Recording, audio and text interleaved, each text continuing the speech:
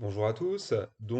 Aujourd'hui, nous allons vous proposer une analyse de la bataille de Gaugamélès, la plus grande bataille des conquêtes d'Alexandre le Grand et le deuxième affrontement entre Alexandre et Darius III, roi des Perses, en personne. Donc la bataille est aussi appelée abusivement la bataille d'Arbélès, hein, car elle se situe à quelques dizaines de kilomètres de cette cité antique, hein. Donc on est là au nord de l'Irak actuel, hein, dans le Kurdistan, hein, non loin de Mossoul. Et donc la bataille s'est déroulée le 1er octobre 331. Donc, euh, revenons rapidement, hein, sur le contexte, hein. Donc, on sait bon, que l'armée macédonienne a débarqué en mai 334, qu'Alexandre défait les satrapes perses à la bataille du Granique, qu'il fait la conquête d'une grande partie de l'Anatolie, et qu'ensuite il affronte pour la première fois Darius III en personne à la bataille d'Issos, hein. On est là en Cilicie, et qu'après cette victoire, Alexandre fait la conquête de la Phénicie, bon, quand même le siège de Tyr, dont on parlera d'ailleurs, hein, et la conquête de l'Égypte. Donc ça laisse le temps à Darius de former une nouvelle armée, et en fait, on pourrait supposer, c'est ce que laissent à croire certains historiens, c'est qu'Alexandre en fait a laissé le temps quasiment un an, hein, à Darius de monter une nouvelle armée avec pour objectif de le battre une bonne fois pour toutes. Et donc au départ, Alexandre a pour objectif de marcher sur Babylone, hein, donc après avoir franchi le Tigre. Mais il apprend que l'armée perse euh, est installée, hein, dans une plaine, et il entend marcher donc directement contre les Perses. Donc là encore, il reçoit des conseils de prudence, hein, notamment de Parménion, hein, qui voilà, lui enjoint d'éviter d'affronter une armée si nombreuse. Et voilà, Alexandre va consulter les augures, va mener des sacrifices rituels, et ben, il voit que la victoire se profile. Alors revenons maintenant au déroulement de la bataille. Donc là, pour le coup, Darius a vraiment pris le temps de préparer le terrain, et il va pas commettre la même erreur que celle commise à la bataille d'Issos. Il va, voilà, choisir la bataille, enfin en tout cas le site de la bataille, dans une immense plaine, avec notamment pour objectif de pouvoir déployer sa cavalerie ainsi que ses chars à faux, hein.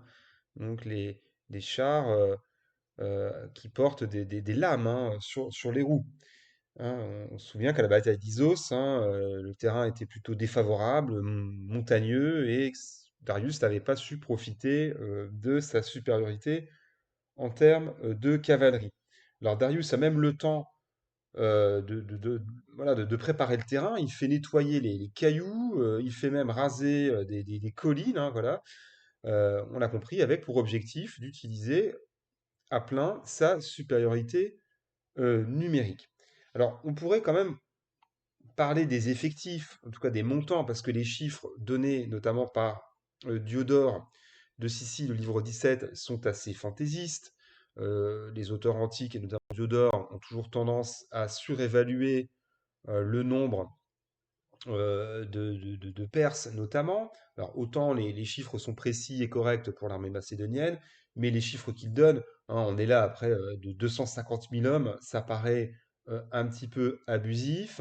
Donc les historiens estiment entre, alors fourchette est large, hein, 50 000 et 100 000 hommes. Enfin voilà, on est plus proche des 100 000 hommes, avec au moins, on estime, hein, 200 chars à faux et 15 éléphants de guerre.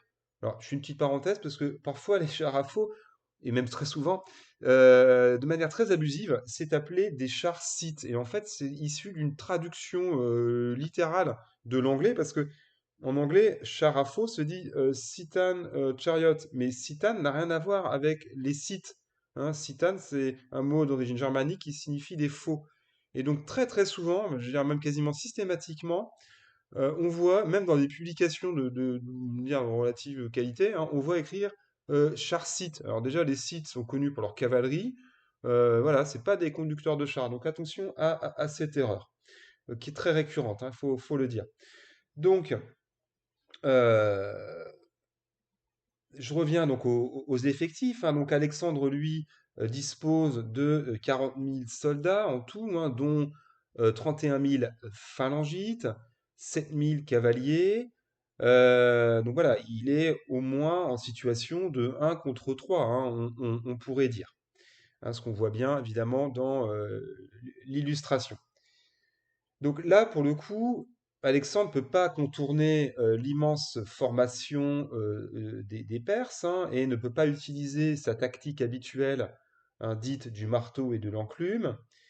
Et donc, il va choisir un déploiement inhabituel, avec l'idée, en fait, de placer ses troupes en échelon, hein, ce qui lui permettrait d'occuper un maximum de terrain, avec, on verra, pour objectif de contourner le bloc adverse. Donc, ce qu'on voit pas forcément bien sur ces illustrations, mais les troupes sont positionnées, décalées les unes par rapport aux autres, en fait, hein. Les phalanges sont organisées donc en carré, hein, de 256 hommes, et d'ailleurs, Alexandre fait placer les combattants les plus aguerris aux premières lignes. Donc, comme d'habitude, hein, il met sur le flanc gauche les troupes commandées par Parménion, hein, notamment les cavaliers thessaliens, donc la cavalerie lourde, et sur le flanc droit, donc le flanc droit de la phalange, hein, les hypaspistes, donc les troupes d'élite, hein, avec bien sûr les compagnons, donc on peut voir ici bien sûr, hein, commandés par Alexandre, avec également des lanciers, hein, ce qu'on appelle les sarissophoroi, hein, donc les porteurs de lance, hein, ce qu'on voit ici. Et là, ce que vous voyez ici à droite, donc c'est les javeliniers, donc les fameux agrianes, hein, les troupes de Pelstat d'élite. Euh, donc, on va voir, hein, dans une deuxième partie la bataille proprement dite.